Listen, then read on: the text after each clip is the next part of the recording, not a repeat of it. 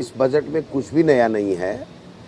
जो केंद्र की सरकार ने जो बजट दिया है उसमें से कॉपी पेस्ट की गई है और कोई विजन इन्होंने नहीं दिखा। फिर वही पुराना राग अल्पाते हुए जो महामहिम राज्यपाल से कहलवाया था, पुरानी हमारी गत सरकार की जो जिस तरीके से बुराइयां करने का काम किया है, इसके अलावा कोई विजन नहीं है।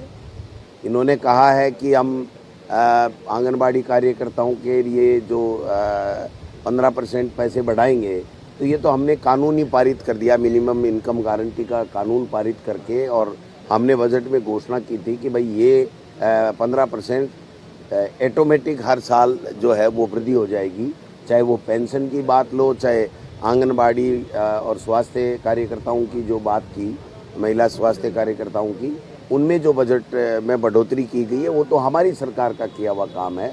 इन्होंने नया कुछ भी नहीं किया है। और पेट्रोल और डीजल की जो हमेशा इस हाउस में चिल्लाते थे, बार बात करते थे कि राजस्थान का पेट्रोल और डीजल बहुत महंगा है, आज उसमें 1 रुपये की किसी तरीके की कोई छूट देने का इन्होंने कोई प्रावधान रखा नहीं है, कोई बात कही नहीं है। और जिन 70,000 बेरोजगारों को नौकरियां देने की बात कर रहे हैं, 1,10,000 ऐसे नौजवान हैं जो परीक्षा दे चुके हैं या उनका अपॉइंटमेंट लेटर छप चुका है, वो इनके पास में 2 महीने से पड़ा है। 60 दिन से ज़्यादा अधिक समय से रोक करके वो इसके माध्यम से अपनी बात कह करके और फिर नौकरी देने की बात कर रहे हैं, जबकि नई एक भी नौकरी की विज्ञप्ति निकालने की बात किसी भी डिपार्टमेंट के लिए इन्होंने नहीं कही है। कि न महंगाई कम करने का विजन है, न इनकी बच्चों को रोजगार देने का कोई विजन है, न इंफ्रास्ट्रक्चर डेवलप करने का कोई विजन है। ये चिकित्सा की बात कर रहे हैं। हमारी सरकार के समय हिंदुस्तान में राजस्थान पहला स्टेट है जो नंबर 1 है हेल्थ के इंफ्रास्ट्रक्चर में, उसकी बात नहीं करेंगे।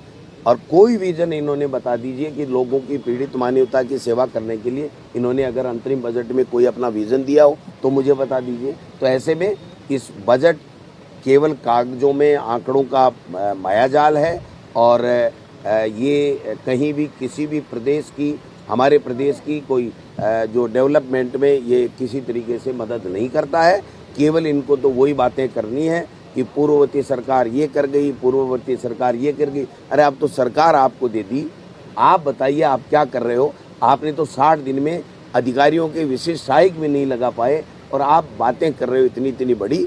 तो ये सारी जनता देख रही है और आने वाले समय में लोकसभा चुनाव में मैं कहना चाहता हूँ कि इनका पूरा का पूरा जो है वो समझ में आ गया लोगों के कि ये केवल रिमोट कंट्रोल की सरकार है, दिल्ली से आई पर्ची की सरकार है और केवल औचक निरीक्षणों की सरकार है। इसके अलावा इससे इतर कुछ भी नहीं।